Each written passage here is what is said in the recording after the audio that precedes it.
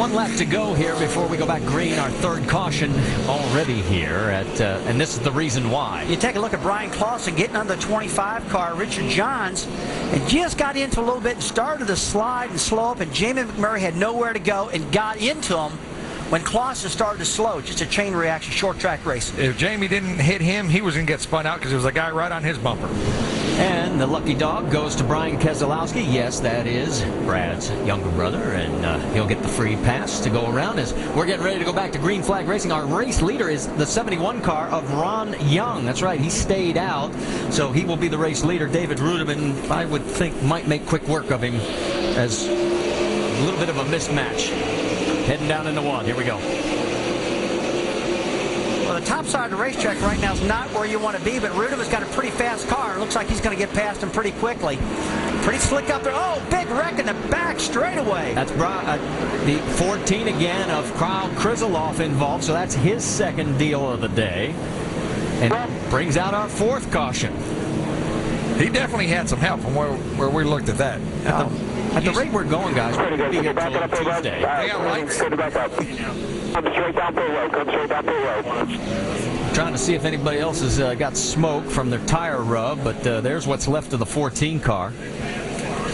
And you know, when you come off at turn 2 here in Memphis, it gets pretty narrow, and you saw a lot of guys in the restart, Randy, really trying to get it done. Let's take a look at this one more time, guys.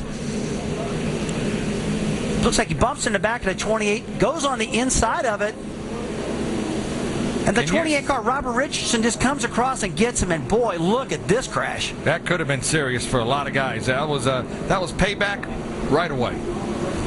Great angle by the camera crew, guys, to show us. Let's take a look from Scott Wimmer's onboard. Yeah, and I mean, when you saw the 28 car of Robert Richardson chase him down the racetrack, get in the right rear quarter panel, Kyle Krisiloff, you got to believe the NASCAR is going to say, hey, I want you down to the truck. I want to talk to you guys. This is something. Well, you can see it right there on that angle. He comes all the way over. We're lucky it's only a single car wreck. Now, guys, you got to remember early in the race here, the 28 car and the 14 of Kyle Krisiloff and Robert Richardson got together, ended up taking Bobby Hamilton Jr. out. That's what started this whole disagreement on the racetrack. And you hate to see the tempers flare already. These guys take each other out because you know what, Randy? It's just maybe not one car. He could have took them all out. You ain't kidding. They've just been given the official word. The 28 has been posted for aggressive driving. You know, as much as that thing is almost camouflaged, we could see he wasn't hiding. Well, you talked about it a little bit earlier this week when we were on the phone together. Lots of temper equals lots of contact at this track. Well, one thing you got to remember, yeah, this is a short racetrack, close quarters, tempers do flare. But guys, we're only 46 laps into the race, and most of those have been caution flags. And right now, it's not payback time. You talk to the driver when the race is over. You don't take it out with your car. Well, he's going to be held 2 laps in the pits by NASCAR officials. And he has been called to the principal's office at the end of the race. Talk about predictable things, Randy. You know why? You and I have been called there, haven't we? No, that was in school, not on the racetrack. Oh, come on, you've been in there. Oh, yeah. You've been in the NASCAR truck. I know I've been there a couple times. I had a name on the chair for me. All I could tell you is when I walked in with him to see Joe Bowers, Bowers goes, I didn't summon you this time. Hey, we had some great talks with Joe, didn't we? Yes, we did. We talked a little bit about the car tomorrow. The plan is, of course, 2009. But their feeling is, based on what Joe was telling us, is that it's going to be a different suspension package, a different body package, even though it'll be the same chassis. And their goal is to get some of the double-duty drivers to not do double duty. Rusty, as an owner, okay, when they switch the car, we still got one more lap. You know, when they switch the car tomorrow, as an owner, that's got to be a huge expense. Well, it's going to be a big expense for us, that's for sure, because we got a lot of cars running the 2-car team next year, and a lot of these teams are in the same situation. And I got to say, as an owner, I don't like the rule at the moment because it's going to cost us a lot of money. But when it's all changed over, hopefully the pain will subside. And I really believe the new 2009 Busch Series car tomorrow is going to be a pretty good car, which is going to be the Nationwide Series now. That's true. All right, let's quickly talk about what's going to happen tomorrow. 4 races to go. It'll be NASCAR Nextel Cup action from Atlanta. The chase is up for grabs. Jimmy Johnson, Jeff Gordon, of course, looking like they've got good control of it. It's Sunday on ABC. Rusty will be there, 1 Eastern. So Alan Bestwick, Shannon will be there. They're all heading back as soon as we get done here today. I would send them on a bus if they don't want to ride with you. They'll ride. Yeah, because they don't want to walk. All right, let's get a quick update on Carl Edwards. So let's see, check in, see where Carl has managed to work his way. There he is, up to the 20th position. Man, I said he was going to be top 5 by lap 50. You take a look at his progression. He's being very careful, working himself through the field right now, and it's just what he's got to do. You know, he's watching all this stuff happen all around him, guys, and doing a good job staying out of it. If he just stays careful, he can get his first championship, and we know Carl wants that really bad, as quick as he can. Well, we talked to him about the pressure of going for the championship. To be able to win both titles in 1 year would be the ultimate achievement in motorsports in this country. So, to me, that's a really big goal.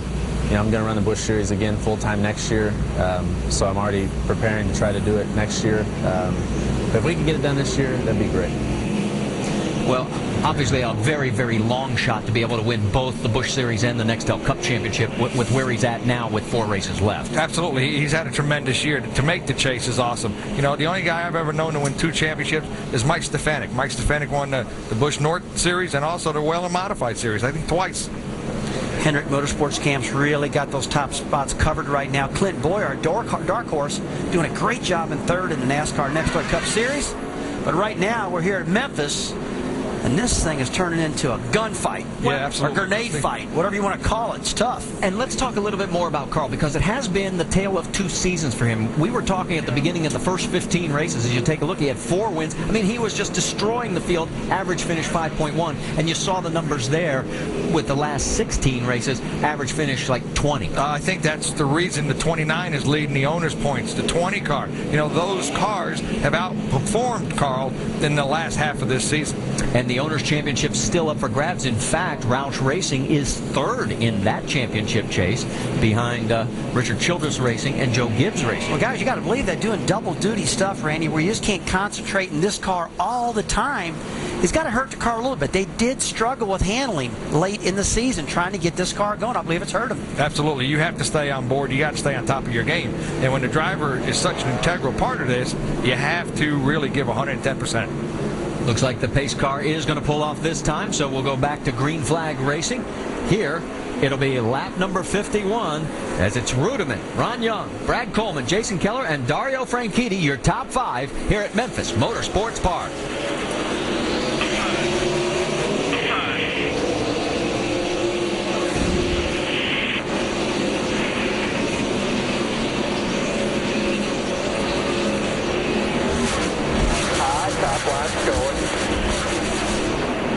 Down into 3, you can see the 71. And he's going to get turned. Here we go. Man, it's all over us. Hold on to it. They're still coming. Yellow's out. Ron Young did a spectacular job, guys, of holding on to it. Man, he's at a short track. He did a spin. It didn't hit anything. Brad Coleman got in the back of him, and boy, I have never seen a driver on a short track spin like that, not hit anything. That was an incredible piece of driving out of Ron Young. Didn't I see you do that at Martinsville once?